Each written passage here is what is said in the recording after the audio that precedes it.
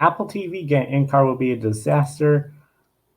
Like, look what happened to the Major League Soccer series. Overall thoughts on that comment, especially MLS? Yeah, well, I have the MLS season pass for Apple TV, so I can speak to this a little bit. I have a very love-hate relationship. Excuse me, love-hate relationship with it, because I think if you are a subscriber, the content that Apple is putting into Major League Soccer right now, I think has been very, very strong. I think that they have a great group of commentators, and you can watch every club's match every week. There's really unparalleled access to the league if you're a diehard enough fan to actually invest in the season pass.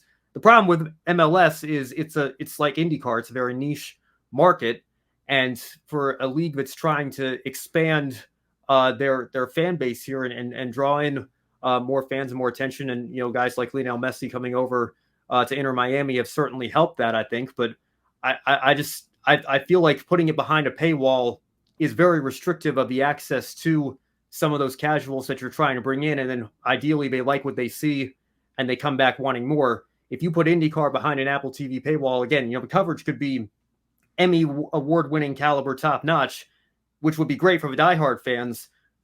But how many casual fans are really going to buy into the subscription? I mean, they don't even release the Peacock numbers, and that's an NBC property that you're sticking 1 or 2 races a year on that streaming service to begin with, and that's the same group of people that you're used to working with there. I mean, I think going to somebody completely different, even if it's a bigger group like Apple or like Amazon, which we're going to see with NASCAR, or Max or whoever it is, I just don't think IndyCar's in a strong enough position right now here in 2024 to consider making a move like that. Now in 2034, I mean, think back to where streaming was in 2014. I mean, a lot can change in 10 years. Who knows what's going to happen down the road? But as for right here, right now, I tend to agree. I don't think Apple would really be the wisest of decisions for IndyCar to go down here at this point.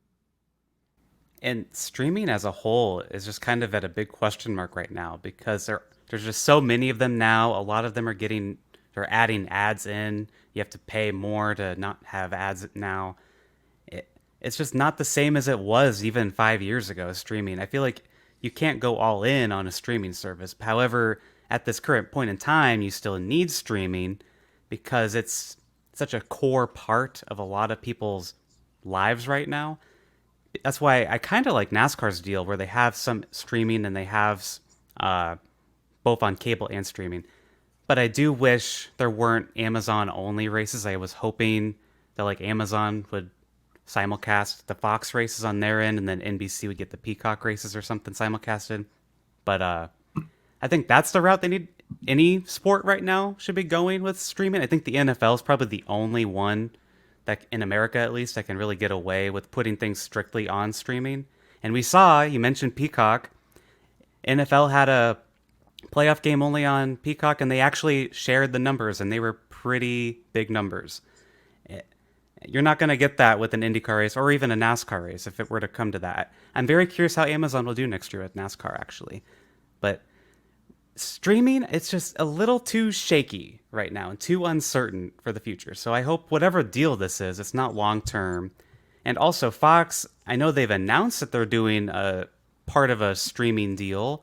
I believe it's going to be with Warner Brothers and another network. I think ESPN was a part of that. ESPN's part of it, yeah. ESPN and Turner movie. Yeah. So, and like, that's cool, but it's not like, we don't know what that's like yet. And the price point on it was pretty high, if I recall correctly. I'm just very hesitant with a lot of things with streaming, and there's just a bunch of question marks. Yeah, streaming services are definitely in a bad position right now. Like, they're making a lot of money, so from their standpoint, they're in a good position. But for the consumer, you're not going to make a lot of people happy if you go all in on streaming right now.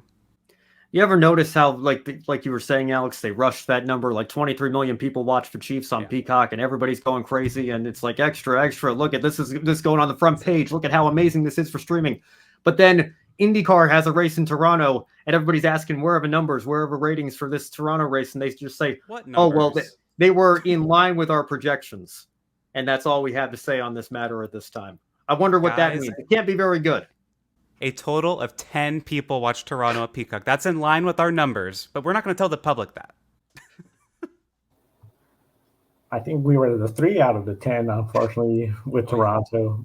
Yeah, I mean, you joke. I mean, I think it was more than 10, but I mean, I really At don't least know 15?